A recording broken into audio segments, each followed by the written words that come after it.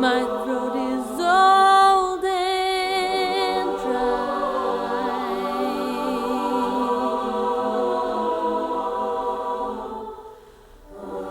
Yet the strains of gossamer beckon me to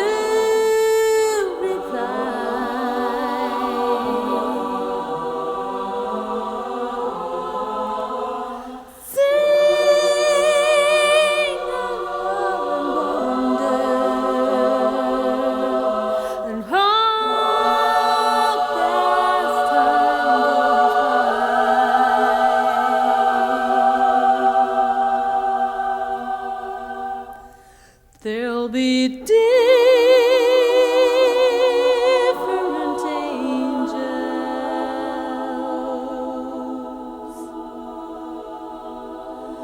There'll be different angels.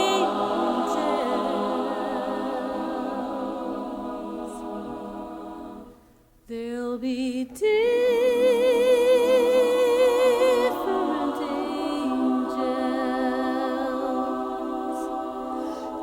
angels in the sky.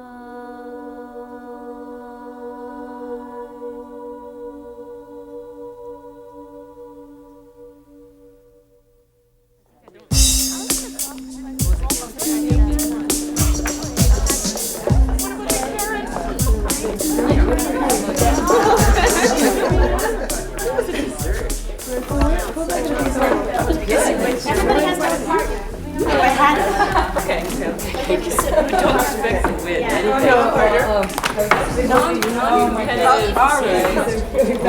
Does anybody Mary, know are you reading this? I think So what are the rules? so. Not going to, are you? Erica? What? The rules? Just sublimate. I've been in the choir since, I think it's 1992, and I met the choir. It's kind of a funny story, although I doubt if you'll really laugh.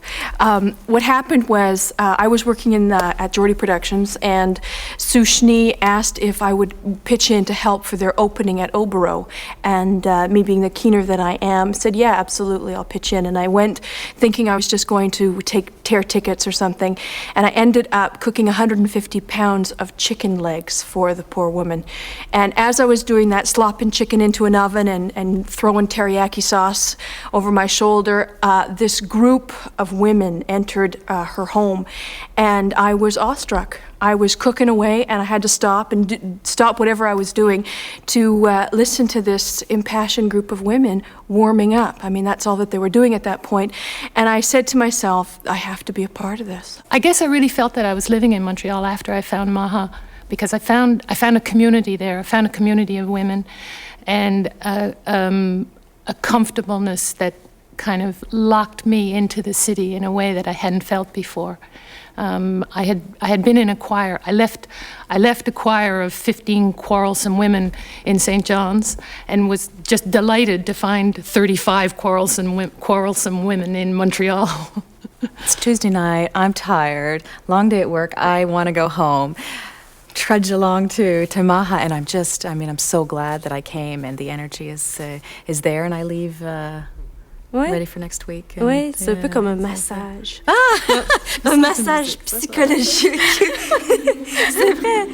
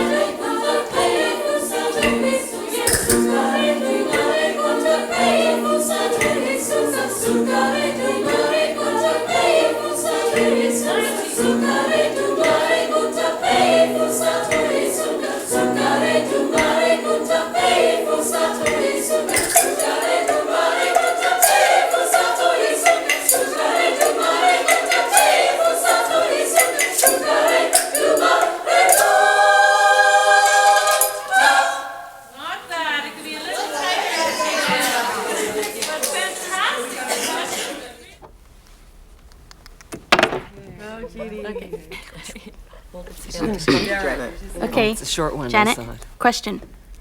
What structure is used to replace the soprano, alto, tenor, bass model, and why? Oh, you mean in our choir? Yeah. Okay.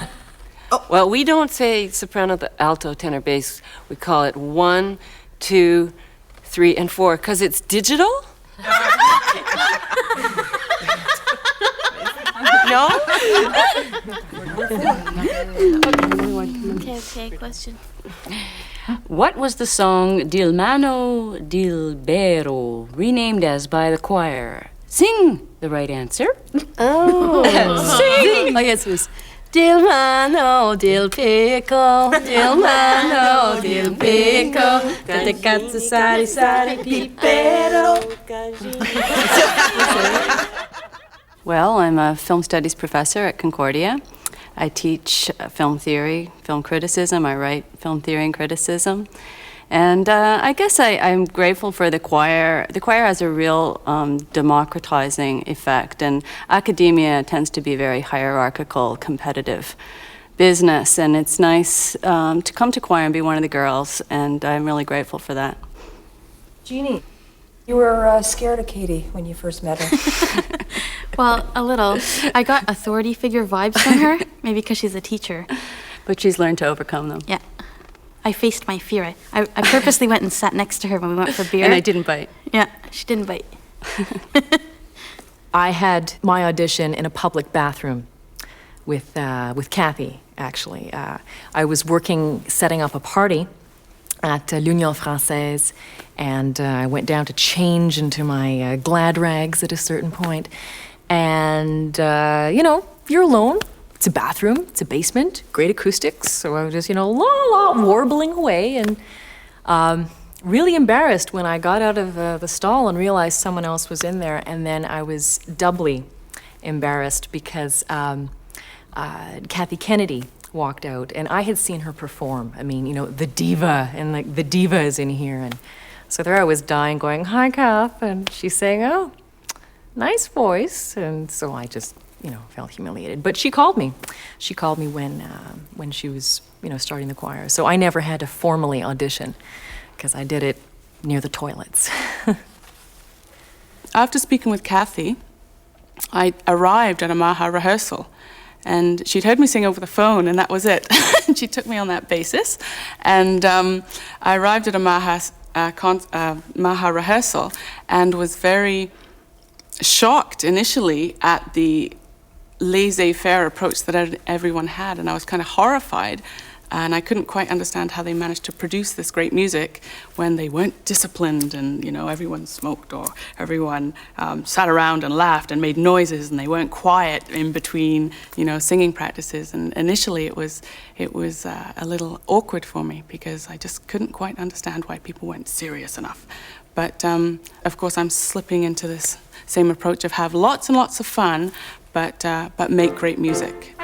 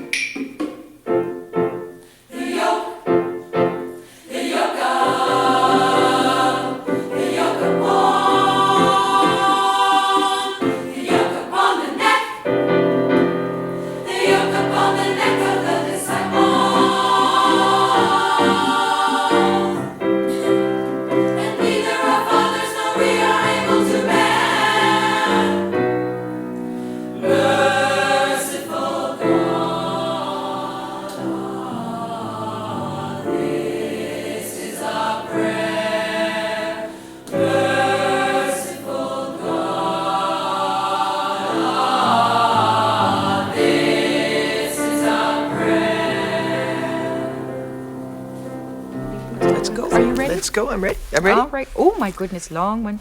The choir's tradition of sharing a thought for the week has sometimes been known to range from erotic poetry to dreams. One of these dreams portrayed Kathy Kennedy as something other than choir director as she examined each member at the start of the season. What was her dream role? Somebody had a dream about Kathy one time. I think that's the one where she was a gynecologist. That's right! That's right! Very good.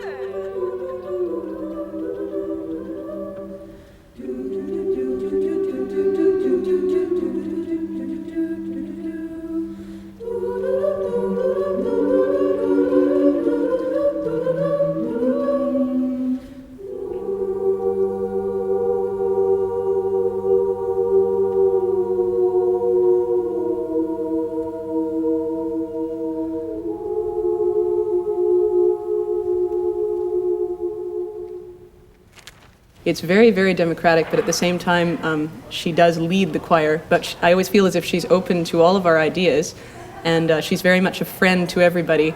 It's very non-hierarchical, but at the same time, it's efficient, which is something that's very difficult to achieve, to get things actually happening, but at the same time, for everybody to feel that they're respected and that their ideas are going to be listened to. I really respect her musicianship, and also just the kind of spirit that she has and that she transmits to us. I've given this a lot of thought, and the whole idea of collective, whether it's women's, men's, Girl Scouts, I don't buy it. You know, I'm not a big fan of the whole collective thing, and I don't think it works, especially when you're talking about a group of 35 people. I don't care that they're 35 women or 35 whatever. Collectives, especially when you're talking about a group of 35 people, have to be led. That's where I come from. That's my feeling. That's my stance. You know, I come to choir. I want to, you know, what's the song? Who's leading this? What are we doing? When's the break and when do we finish? I don't. You know, I said this before, I don't buy the mamby-pamby. Is it okay if we have tea now? You know, no. Lead me. Leader is such a subject of contention, and I'm sort of more the facilitator for a lot of improvisational pieces. A lot of the things aren't just mine, but they're the product of what I've tried out on the women, and they've come back. And I've also wanted it to be a choir where we're not just a music group, but where there's an opportunity for each person to learn and develop musically and become an artist in their own right. You know, that possibility's got to be there. So often I say to the women that they're the artists, I'm just the traffic cop. Pretty women are walking with gorillas down my street. From my window I'm staring while my coffee goes cold. Look over there, right there, there's a lady that I used to know. She's married now or engaged to something heterosexual. Is she really going out with him? Is she really gonna take him home tonight?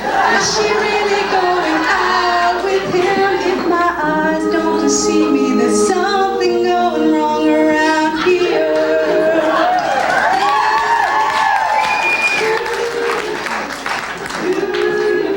Performing is a touchy issue. It's very scary, but it responds to that part of me that's always wanted to be Aretha Franklin and get up there and belt out a tune, and suddenly that secret fantasy is being played out in a public way. And when I'm singing with the choir, I feel very secure, and I can really have a good time, and I can revel in the hysteria that goes on backstage, and the adrenaline rush, and then the effusive partying that goes on afterwards.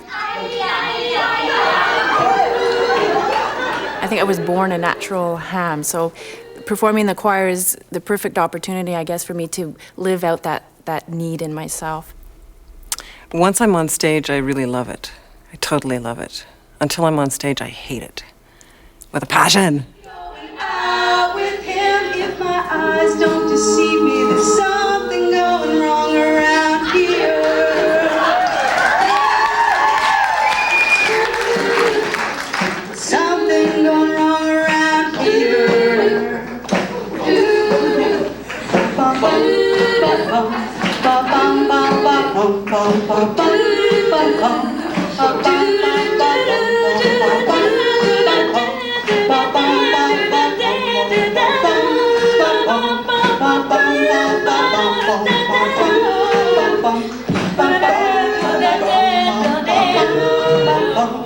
Something going wrong around here. I love to perform.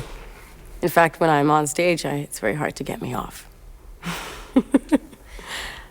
My performance note is extremely nervous, perhaps a little bit sort of insecure, whereas I go through a period of, my God, I can't do this, I'm not made for this, or I can't sing a note. And then I try to find a little spot for maybe 5 or 10 minutes, not long, to just sort of be quiet and focus in and go through some sort of, mantra in my mind.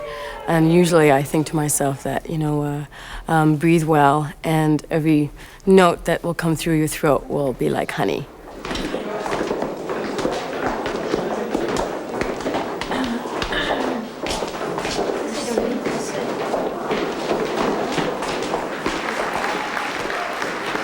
There we were singing on this raised stage, and we began to sing our final song, which was Higher and Higher. And at the end of the song, getting into the chorus, we go up one semitone repeatedly, and the music just builds to this huge crescendo. And there I was standing on the stage, literally levitating. I mean, my feet were not touching the ground. I had goosebumps over my entire body, and it was all I could do to contain myself and to maintain my concentration and my composure while we completed this piece.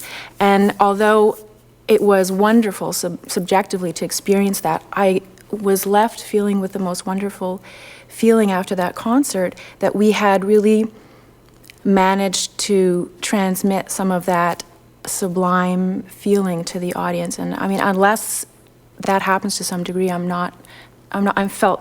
left feeling like I haven't done my job properly, and I think I can honestly say that we did that time.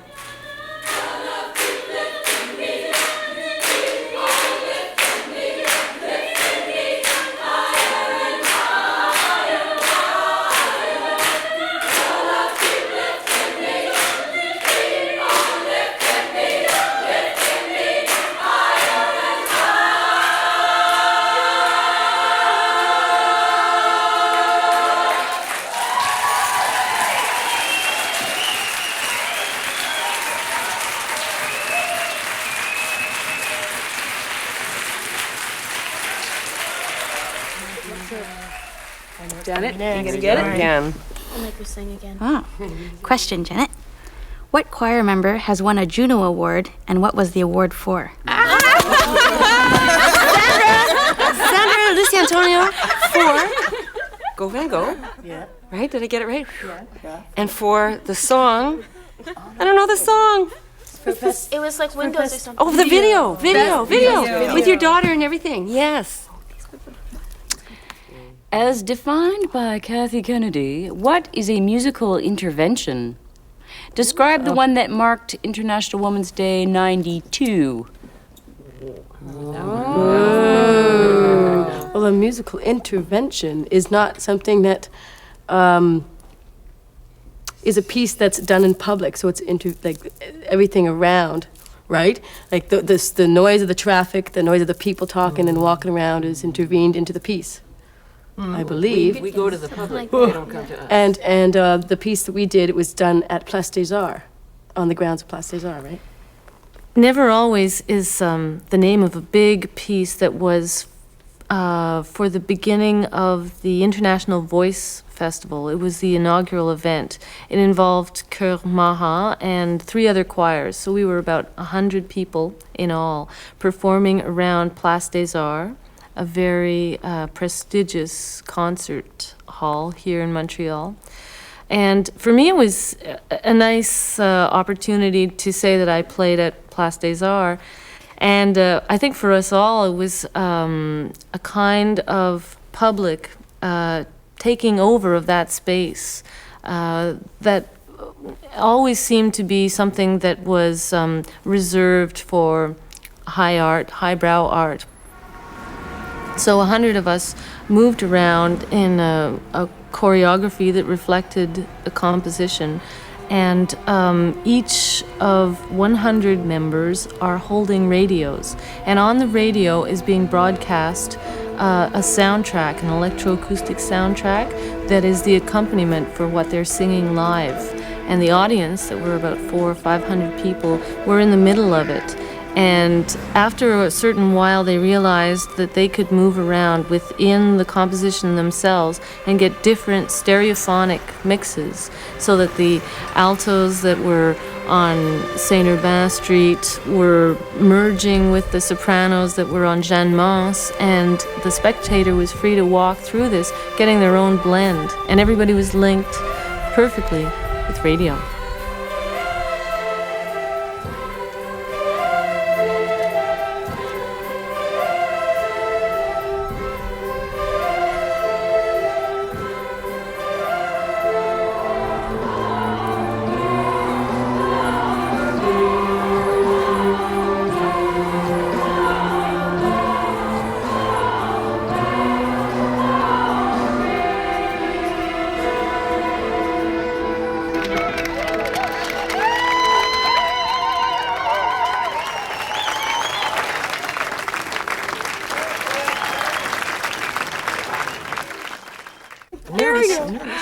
OK. All right. Oh, c'est ton français, là. Ouf.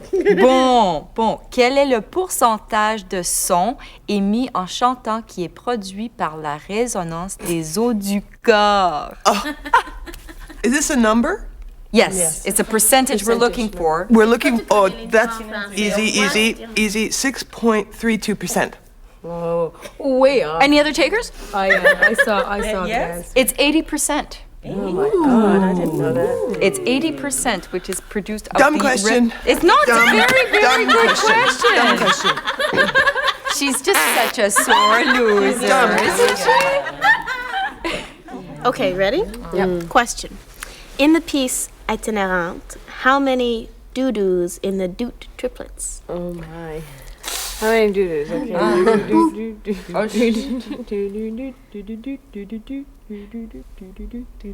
6 times 3, 18.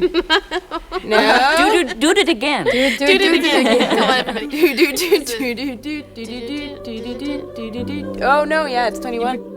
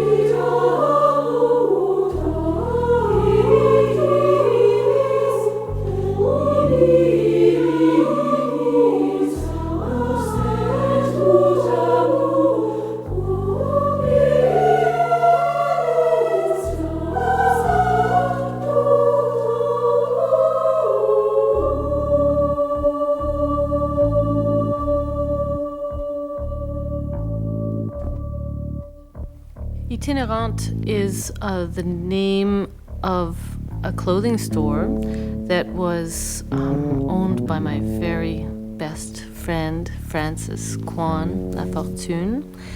And it means traveler, which she was, a great, great traveler. A name in French and English and in Italian. And a really terrible thing happened to her. She got killed in a car crash on a very sunny day, a beautiful road where she was well rested, 10:15 in the morning, and just mysteriously went right into a tree.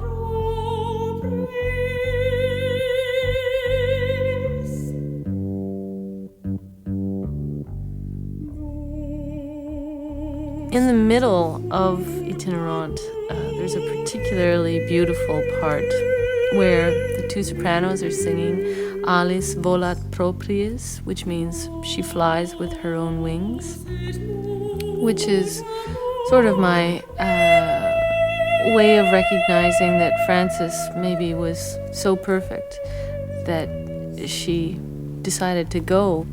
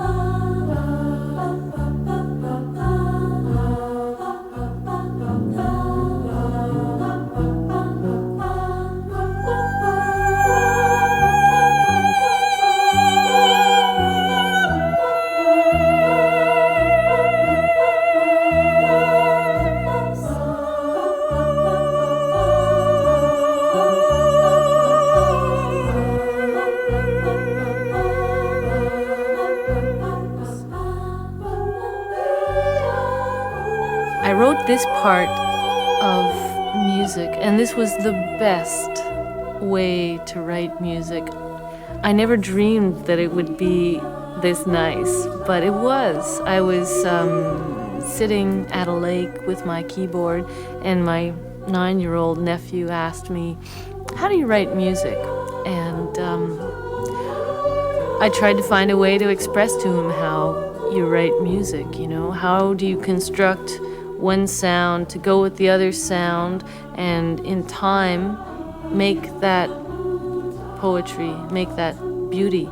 So it happened. It was one of those special things. And from beginning to end, I just played it for him, and I said, you know, when you go from a chord like this, where do you want to go next? You can only go here. And I did, you know, and I remembered it, and it was just like that, one fell swoop.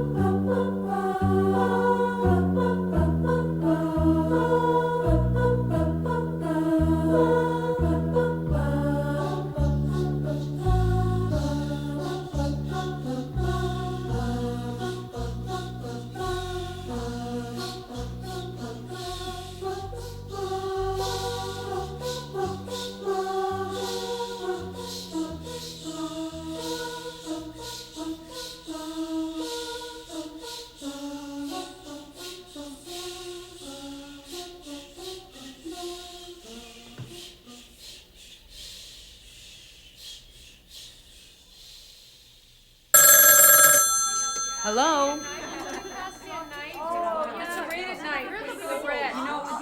Once a year, sometimes twice a year, we go to Danette's cottage or Emine's cottage, and we have a big blowout. We basically just have more fun than ever could be imaginable. We eat ourselves silly, we dance ourselves silly. It's like a big pajama party, but adult style.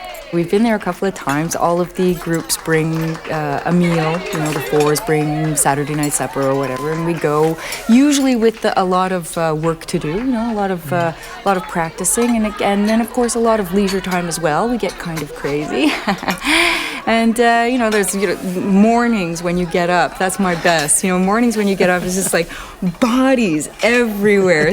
Every single square inch of the house is just covered with like sleeping bags.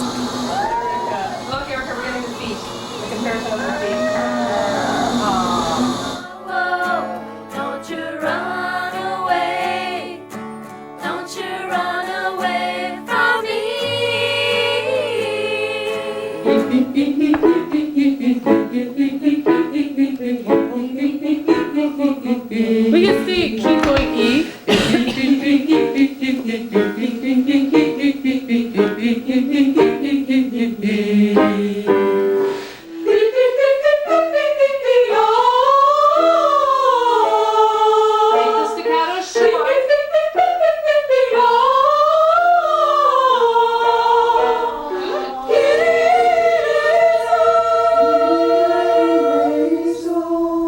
Did we mention the estrogen level too? When you've got 30 women together, it's like, it can get pretty... I like the fights, you know? I like the little psst, psst, you know. Did you see what happened in the kitchen just now between so-and-so and so-and-so and so? What? What happened? Well, it was some altercation about pepper in the sauce. I don't know. Got ugly. Hardly what I would call a retreat. You know, it's more like everybody moving outward.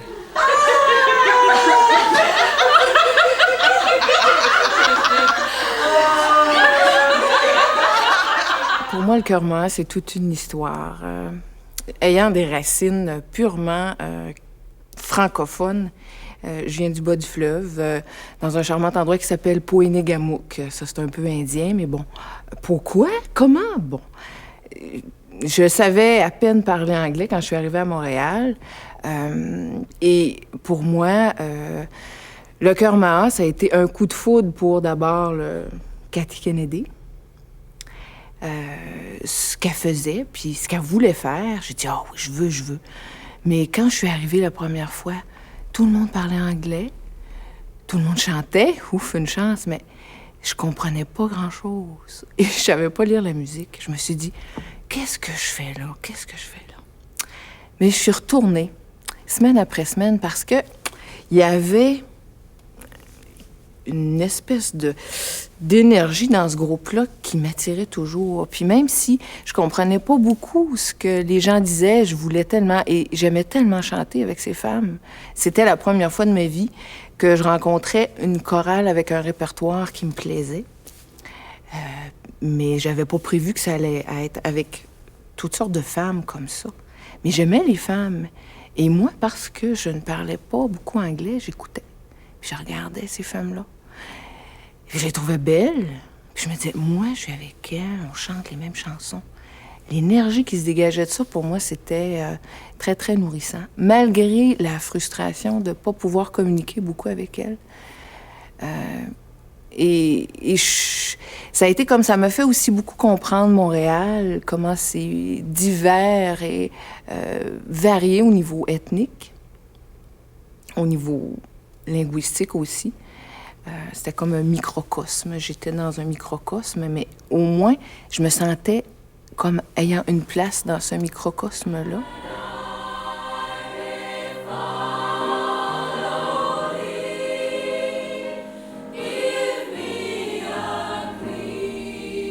Kathy Kennedy told me that there was no women of color in the choir.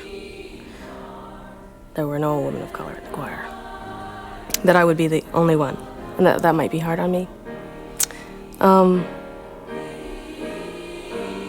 the 3 years that I've been in the choir, we are now 3 women of color in the choir. I think it's a slow process. It's a constant issue for me, I think. I bring it up all the time. But I think everyone wants a more multicultural choir. It's just starting.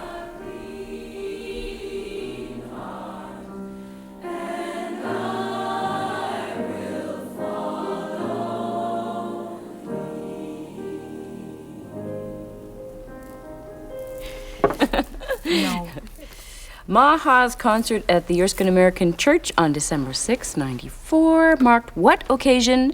Which piece was featured? Who was the composer, and how long was it? Oh. Okay, well, I know this. I know this one. It's marked what occasion? It was the commemoration of the what anniversary? Of the 5th anniversary of the massacre of Polytechnique. And the piece was by Hildegard Westerkamp, a woman composer from BC, I believe. And it was called the Polytechnique Massacre. And how long? It was about too long. I think it was 20 minutes. This concert has been really emotional for me. I wasn't even prepared for how emotional I would feel about this concert, actually. I feel really angry. It's brought all of my anger back to the surface again. And at the same time, I feel like, in a way, this is a better way to commemorate it than to cerebrally and politically and discursively speak about why I'm angry. I've done that a million times, and it's very important to do that, but at the same time, there's something very different about simply singing.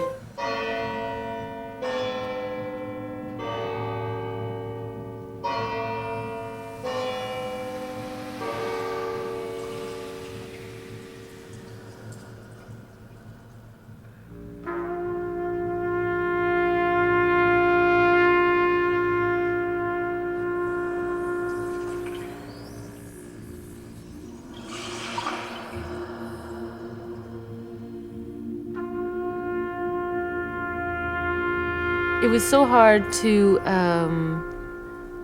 respond to the different feelings of each woman in the choir. Some people did not want to do this piece. And, it calls for a lot of questioning about why we're doing this piece and what is the goal.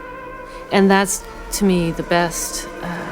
That's when it gets interesting, when you're doing music and you have to question why you're doing this.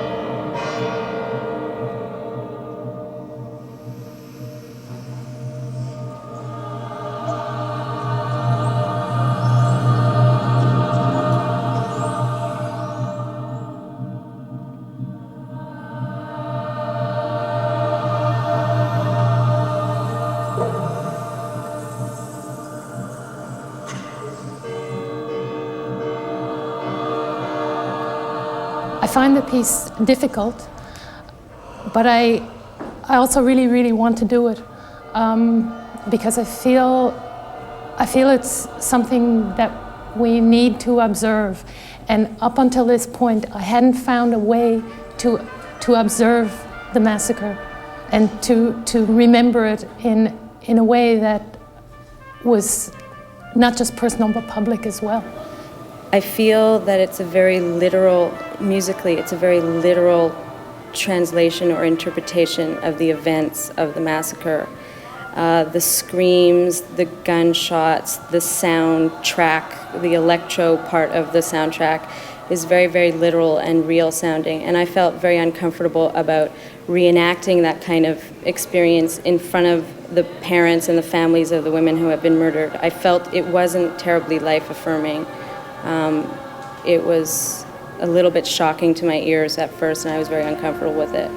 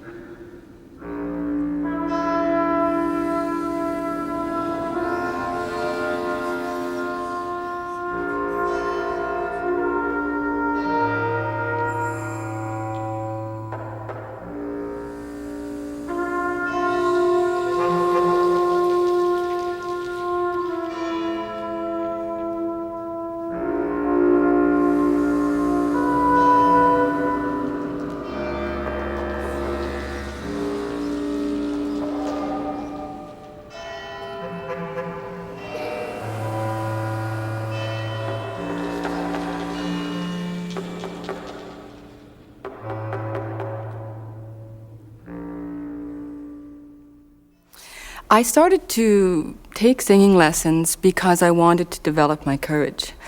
As a female in a society which didn't consider women to be equal, I felt the need to find my voice somehow to be able to be who I am. And through singing lessons, this was a disciplined way to have to sing, have to speak out. And of course, I discovered quite unexpectedly that I love to sing and I have a voice, and the joy of singing, the joy of sharing your voice.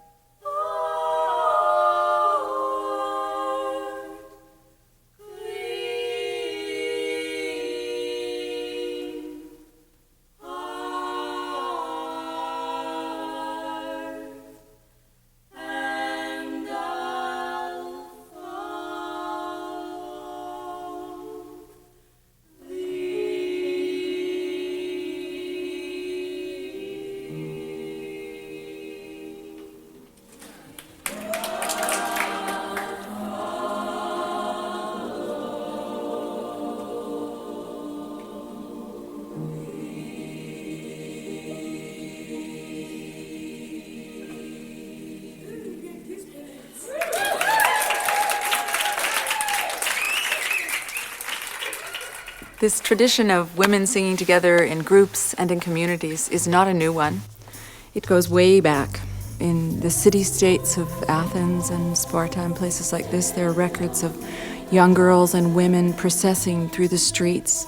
In medieval Europe, there were women that were making their living, actually, while singing and dancing. Itinerant jongleurs and minstrels that went around from marketplace to marketplace, doing acrobatics and dancing and throwing tambourines up into the air and catching them while in the midst of song. There are traditions of work songs, basically. Women sitting, weaving, embroidering, spinning, doing all kinds of manual labor, whether in the court or even around the fire. And I feel in Maha we do all of these things. We carry on these traditions. We have many occasions to really celebrate the spirit and to celebrate life passages. We're always telling stories. It seems like it's part of that whole grand tradition.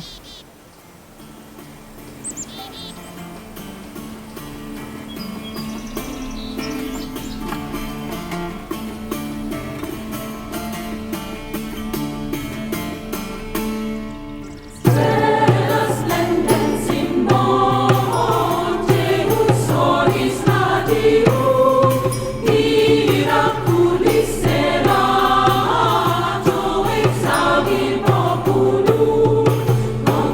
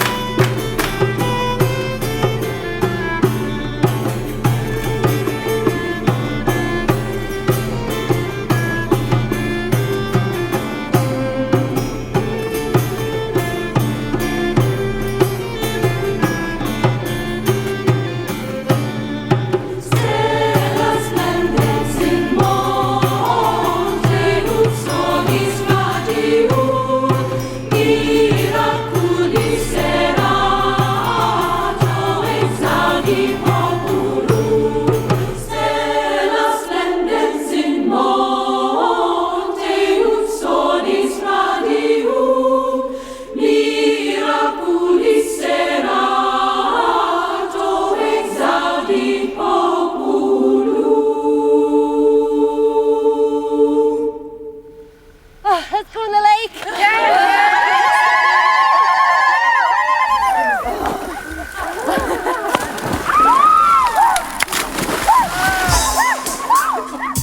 You ready? All right. Okay, here we go. In the fall of 1995, Sue Schnee opened up yet another room in the Obro rehearsal space for the choir to do what in? Smoke cigarettes. The smoking room. All right. That was good. Yeah, it was good. That's okay. You ready? What does Maha mean in Gaelic? Something about a cow? No, that's the Indian one. No, this is Gaelic. Gaelic. Maha Gaelic, you have a cold.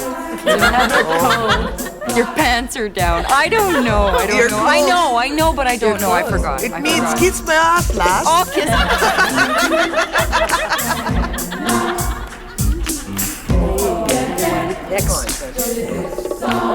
Question, Sandra. On what Willie Nelson composition was the choir accompanied by? Turntables, multi-tracking, digital editing, sampling, sequencing. Crazy. Yeah. Willie Nelson was a dead giveaway. Yeah, it was. The other stuff. I think that.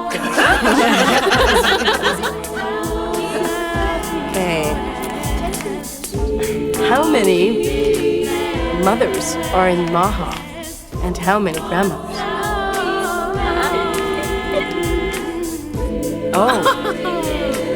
This is accounting. I'd say 5 mothers and 1 grandmother. Oh my God, no. 6 mothers. There's 6 mothers. More than that. There's many mothers. 7 mothers. 8? 9. Jeez, eh? I wouldn't have known this either, though. More than 9? Think of it. Yeah. More than 10? Think of each of the groups. Well, I'm just guessing now. It's apparent. There's 11. Yes. I got the grandmothers right. 1 grandmother. Wow. Love it. Okay, one last question.